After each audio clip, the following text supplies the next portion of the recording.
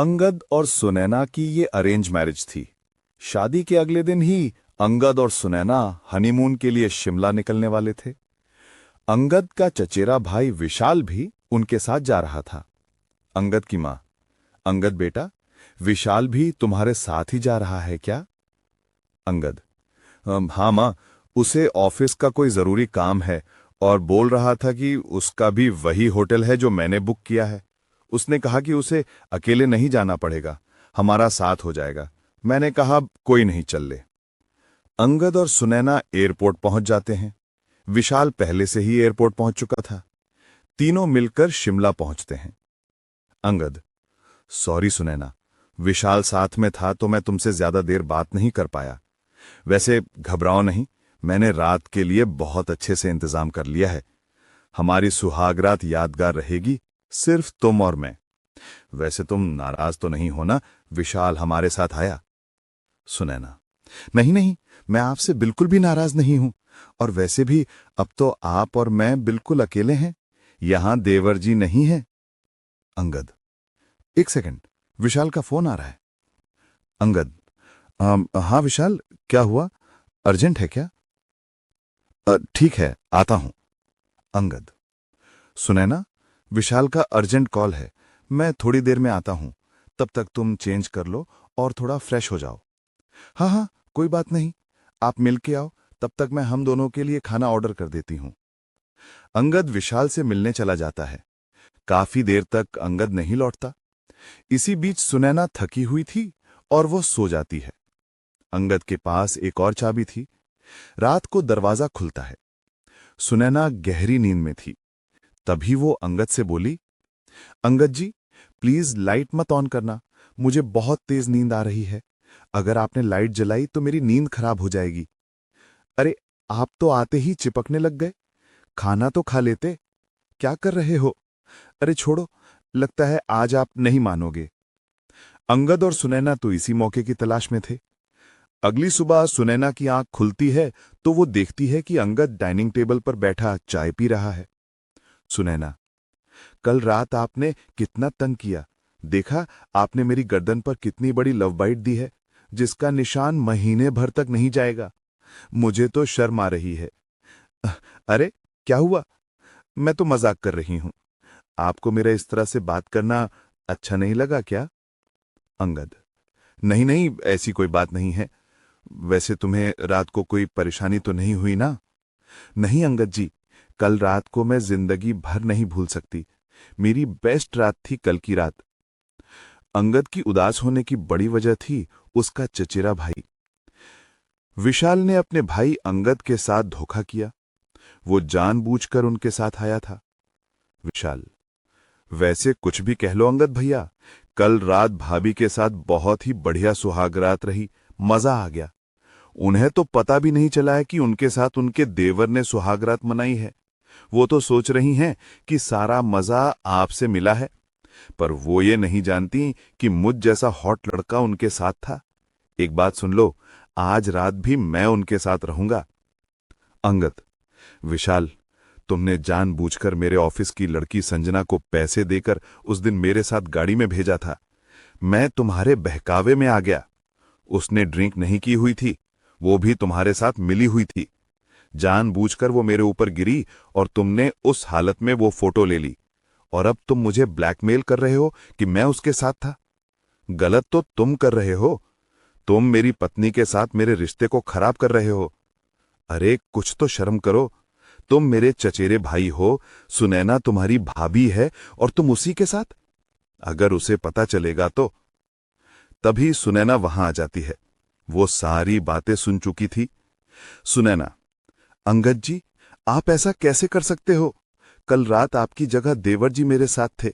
मैंने आपके साथ सुहागरात नहीं मनाई, मैंने देवर जी के साथ सुहागरात मनाई है। अंगद, मुझे माफ कर दो सुनैना, ये सब विशाल की चाल है। तुम जानती हो ये मुझे ब्लैकमेल कर रहा है। मेरी ऑफिस की लड़की के साथ इसने मेरी फोटो खींची है और ये मुझे डरा रहा था कि अगर मैंने इसे तुम्हारे कमरे में नहीं भेजा तो ये तुम्हें मेरे खिलाफ भड़काएगा। मैं डर गया था कि कहीं तुम्हारा और मेरा रिश्ता शुरू होने से पहले ही खत्म ना हो जाए। मुझे माफ कर दो, अब तो तुम्हें सच्चाई पता चल ही गई है। मेरा विश्वास करो, इसने तुम्हारे साथ जो भी किया। सुनैना, बहुत अच्छा किया, मुझे तो बहुत मजा आया। क्यों देवर जी, आपको मजा नहीं आया मेरे साथ सुहागरात मनाकर? ये देखो ना, आप भी कितने शरारती हैं। आपने मेरी गर्दन पर ये लव बाइट का निशान छोड़ दिया। सॉरी भाभी जी नहीं, सॉरी। अंगद, ये सब क्या है सुनैना? तुम ऐसी हरकत क्यों कर रही हो? मैं ये सब देखकर हैरान हूं। सुनैना, ज्यादा हैरान होने की जरूरत नहीं है। मैं और विशाल पिछले 5 साल से गर्लफ्रेंड बॉयफ्रेंड हैं। हमने तो ये सब नाटक तुमसे पैसे आंटने के लिए किया था। मुझे विशाल ने बताया था कि तुम अच्छी खासी प्रॉपर्टी के मालिक हो, इसलिए मैंने तुमसे झूठी शादी की। मैं तो तुम्हें अपने आप को हाथ भी ना लगाने दूं। मुझे तो मेरा विशाल ही छू सकता है। अब एक काम करो, ज्यादा समय मत लगाओ। अगर तुमने हमें कल दोपहर तक 5 लाख रुपए नहीं दिए तो मैं तुम पर इल्जाम लगा दूंगी कि तुमने मेरा इस्तेमाल किया है और मुझे मेरे प्यारे देवर जी के साथ सुहागरात मनाने के लिए जबरदस्ती मजबूर किया है। फिर तुम्हें जेल जाने से कोई नहीं बचा सकता। अब हम जैसा कहेंगे तुम्हें वैसा ही करना होगा। जब हमें पैसे की जरूरत होगी तुम्हें हमें पैसे देने होंगे। चलो विशाल, मेरा बहुत मन कर रहा है, कमरे में चलते हैं। विशाल, लगता है कल रात का ज्यादा ही मजा आया है। चलो डार्लिंग, मैं कहाँ मना कर रहा हूं। अंगद सुनैना और विशाल की चाल में बुरी तरह फंस चुका था। उसे कुछ समझ नहीं आ रहा था कि वो क्या करे। वो घर वापस जाकर सबके सामने लज्जित नहीं होना चाहता था। अंगद, मुझे जीने का कोई हक नहीं। ऐसी शर्मसार जिंदगी जीने से तो अच्छा है कि मैं मर जाऊं। अंगद जैसे ही पुल से कूदने लगता है तभी उसका मोबाइल फोन बजता है। अंगद देखता है कि मोबाइल पर उसकी माँ है। वो अपनी माँ से आखिरी बार बात करना चाहता था। हाँ माँ, ठीक है, मैं होटल पहुंचकर आपकी बात सुनैना से करवा दूंगा। क्या तबीयत ठीक नहीं है? माँ, कितनी बार कहा है कि समय पर दवाई ले लिया करो। हाँ, मैं करता हूं माँ। अंगद फोन रख देता है। उसकी आंखों में आंसू थे। वो अपनी माँ की आवाज सुनकर दुखी हो जाता है। अंगद, मैं क्या करूं? माँ मेरी बिना अकेली हो जाओगी। मैं ये कदम नहीं उठा सकता। मुझे कुछ समझ में नहीं आ रहा है। माँ, मैं तुम्हें कैसे बताऊं कि मैं कितना परेशान हूं। अंगद सड़क पर रोता हुआ पैदल ही चला जा रहा था। अचानक वो एक लड़की से टकरा जाता है। लड़की, अंगद, तू और यहां शिमला में? अंगद, सौम्या, तू? हाँ, मैंने तुम्हें बताया था ना, मैं वकील बन गई हूं। मैं यहाँ प्रैक्टिस के लिए आई हुई हूं। वैसे तुम्हारा मैसेज पढ़कर मैं शादी में जरूर आती, पर यहाँ छुट्टी नहीं मिल रही थी। सॉरी, मैं शादी में नहीं आ पाई। वैसे, ओ अच्छा, मैं समझ गई, तुम हनीमून पर आए हो। पर तुम्हारी वाइफ कहाँ है? तुम अकेले हो? एक सेकंड, तुम्हारी आंखों में आंसू कैसे? क्या तुम रो रहे थे? अंगद को कुछ समझ नहीं आ रहा था। वो फूट फूट कर रोने लगता है। सौम्या अंगद की बचपन की दोस्त थी। सौम्या के कहने पर अंगद उसे सारी बात बता देता है। सौम्या, अंगद, घबराने की कोई बात नहीं है। तुम बिल्कुल भी नहीं डरोगे और तुम उन्हें कोई पैसे नहीं दोगे। मैं तुम्हारे साथ कुछ गलत नहीं होने दूंगी। तुम कल ही सुनैना के खिलाफ तलाक के लिए अर्जी दे दो, बाकी सब मैं संभाल लूंगी। अंगद, पर सौम्या, विशाल ने भी मेरे साथ गलत किया है। सौम्या, कोई टेंशन नहीं है। दोनों को तुम्हें ब्लैकमेल करने के जुर्म में कड़ी सजा होगी। बस तुम्हें उन दोनों की बातों को इस फोन में रिकॉर्ड करना है। उसके बाद उन्हें सजा से कोई नहीं बचा सकता। अंगद सौम्या के कहने के मुताबिक होटल जाता है और विशाल और सुनैना की रिकॉर्डिंग कर लेता है।